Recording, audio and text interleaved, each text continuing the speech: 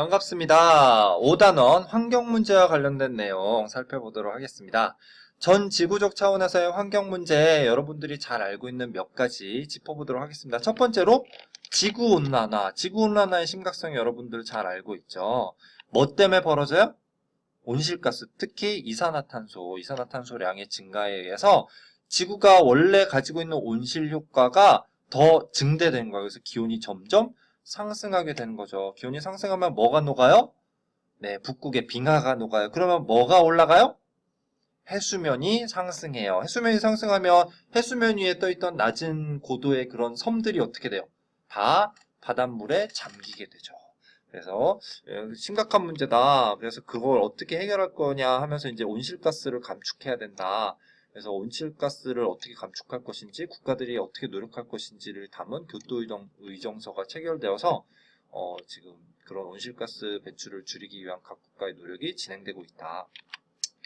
그 다음에 두 번째 오존층 파괴. 오존층 파괴라는 것은 여러분 뿌리는 거 있잖아요. 헤어스프레이나 또는 모기약이나 그런 것에 과거에 그 염화불화탄소, 이거를 다른 말로 하면 프레온가스라고 하거든요. 그런 프레온가스가 공기 상층으로 떠서 오존층, 뭔가 그 태양으로부터 오는 나쁜 유해한 자외선을 막아주는 효과를 하던 오존층이 이렇게 사라지게 되는 구멍이 나는 거예요. 구멍이 나서 오존층이 파괴되면 뭐 그런 자외선이 인간에게 바로 내리비치게 돼서 피부암이나 백내장 등의 질병에 걸릴 수 있다는 이야기. 그렇죠? 그래서 이제 그 뭐 몬트리올 의정서를 통해서 이런 오존층을 파괴하는 프레온가스 등등의 물질을 사용을 규제를 하고 있다는 이야기가 나오죠. 그다음에 세 번째는 최근 들어서 이제 이슈화가 많이 되고 있는 사막화 문제입니다. 사막화라는 것은 자연적인 원인도 있을 수 있고요. 인위적인 원인도 있을 수 있는데요. 자연적 원인은 아까 위에서 설명했었던 지구온난화나 이런 어떤 기상이변 때문에 점점 기후가 건조해져서 그 지역이 사막으로 변하는 현상이 있을 수 있고요. 그 다음에 인위적 원인은 뭐냐면 사람들이 농사 지으려고 개발하려고 그 자리에 있던 울창한 숲이나 그런 자연적인 습지나 이런 것들을 싹 밀어버린 거예요. 싹 밀어버리면 그 지역이 건조해지겠죠. 그러다 보니 사막으로 변하게 된다. 그래서 이러한 두 가지 원인 때문에 전 세계적으로 사막의 면적이 점점 넓어지고 있고요. 그래서 이 사막이 어떤 영향을 끼치게 되냐면 원래 그 지역에 살던 사람들이 어떻게 해야 돼요? 다른 지역으로 이주해야 돼요. 그리고 원래 그 지역에서 농사를 짓던 경작지도 사막으로 변하기 때문에 경작지가 감소하게 되고, 경작지가 감소하면 어떻게 되냐면 사람이 먹고 살 수 있는 것들이 부족하게 돼요. 그럼 전 세계 인구는 점점 늘어나고 식량은 줄어들어. 그럼 어떻게 돼요? 사람들이 굶어 죽는 현상도 벌어질 수 있게 돼요. 여기 밑에 지도에 보면 여기 지금 빨갛게 표시되어 있는 지역이 사막들이 이러한 사막화 현상이 특히 우리나라에 어떤 피해를 끼치게 되느냐? 그 다음 페이지에 나와 있는 거 먼저 볼게요. 사막화 현상의 대표적인 피해가 황사예요, 황사. 우리나라 중국에서 불어오는, 봄철만 되면 불어오는 이 황사바람 때문에 엄청나게 고통을 겪잖아요. 그렇죠? 그래서 중부와 북부 내륙 지역에서 사막의 무렵 온도가 상승해서 서풍을 타고 편서풍지대니까 우리나라는 주로 바람이 서쪽에서 불잖아요. 그래서 우리나라로 이러한 모래바람이 불어오게 된다. 그래서 그것이 호흡기 질환과 눈병, 각종 알레르기, 그 다음에 황사 현상이 심하면 항공기 운항까지 결항을 빚게 되는. 요즘 이제 황사 현상과 더불어서 미세먼지를 요즘 지금 엄청나게, 미세먼지도 역시 황사의 일종이죠. 그래서 중국의 사막지대에서 미세먼지가 엄청 막 불어와갖고 눈에 잘 보이지는 않지만 우리 호흡기로 들어와서 우리의 건강을 해치고 있다. 그래서 요즘에는 학교에서 웬만한 교육 활동할 때 다 그날마다의 미세먼지 경보를 확인해요. 그래서 미세먼지 농도가 높다. 그러면 그날은 되도록이면 야외 활동을 자제하는 것으로 그렇게 하고 있어요. 우리 학교도. 이게 국경을 넘는 환경 문제가 되겠죠. 그렇죠? 네. 그리고 그 다음에 나오는 내용 봅시다. 산성비는 배출된 대기오염 물질이 비에 섞여서 내리게 되는 거죠. 그것이 산성 성격을 가지고 있다 해서 산성비고, 산성비가 내리면요 사람들이 만들어 놓은 많은 그런 구조물들, 특히 우리가 역사적으로 잘 보존해야 되는 것들 있잖아요. 탑이나 뭐 절과 같은 건물들이 부식이 돼요. 부식이 되어서 오래 보존을 하지 못하게 되죠. 그리고 이제 토양이 산성화가 되게 되면 역시 농사가 잘 안 지어지게 되고 나무들이 죽게 되죠. 이런 문제들이 있을 수 있다. 그래서요, 이제까지 살펴본 다양한 국제적인 환경 문제를 해결하기 위해서 여러 가지 노력들을 하고 있다라는 이야기가 나오고 있어요. 그 다음에 환경 관련 이슈를 두 가지 더 정리하고 이제 마치도록 할게요. 하나는 GMO예요. GMO. 유전자 제조합 농산물이라는 것은 뭐냐면 식물, 동물 다 마찬가지예요. 어떤 생물은 유전자를 가지고 있어요. 그 유전자 DNA 구조 안에 그 생물 개체의 특징들이 다 들어있어. 그러니까 한마디로 말해서 그 생물의 특징을 결정지어주는 지도라고 할 수 있거든요, 유전자가. 그런데 인간이 인위적으로 그 생물의 유전자를 조작해서 그 생물의 특성을 인간이 원하는 방향으로 바꾸는 거예요. 예를 들어서 여기 얘가 있는 걸 봅시다. 자, 옥수수를 길러. 근데 잡초가 막 자라면 그 옥수수가 자라기 힘들거든요. 그러니까 옥수수의 유전자를 조작해서 잡초가 어떤 잡초가 자라든 상관없이 무럭무럭 키 크게 자랄 수 있는 옥수수를 개발하는 거예요. 그렇죠? 그런 GMO를 개발할 수 있겠죠. 그렇죠?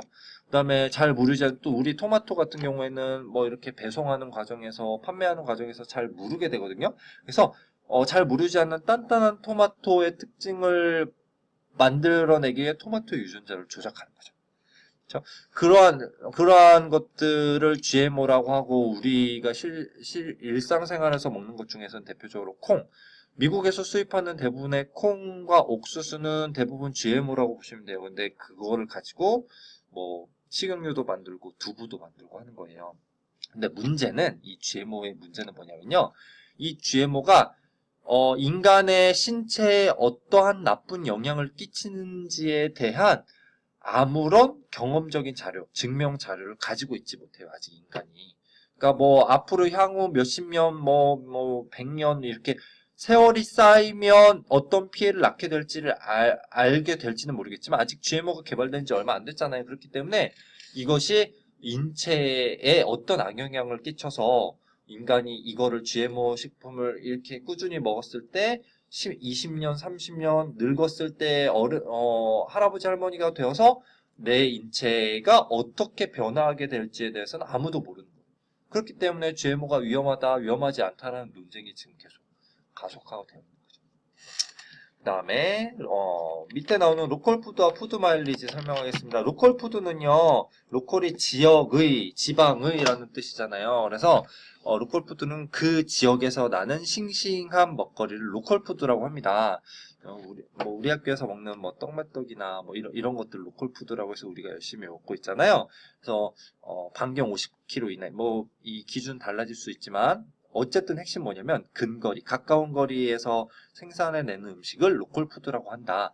그리고 이제 로컬 푸드가 활성화되면서 푸드 마일리지라는 개념도 생겨나게 되는데요. 푸드 마일리지는 뭐냐면 이게 음식이 내가 먹기까지, 우리 집 식탁에 오르기까지 몇 킬로미터를 이동해 왔는가 그 거리 수를 측정해서 다 더하면 푸드 마일리지라고 해요.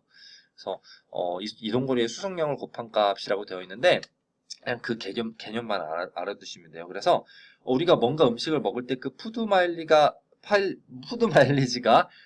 긴 게 좋겠어요? 짧은 게 좋겠어요? 짧은 게 좋겠죠. 로컬 푸드가 좋다는 얘기예요. 이동거리가 짧아야 음식물이 싱싱할 수 있고요. 특히 이동거리가 길면 그 식품을 배달하는데 역시 뭐 차든 배든 기차든 온실가스를 뿜게 되잖아요. 온실가스. 그래서 여기 나와있죠. 온실가스.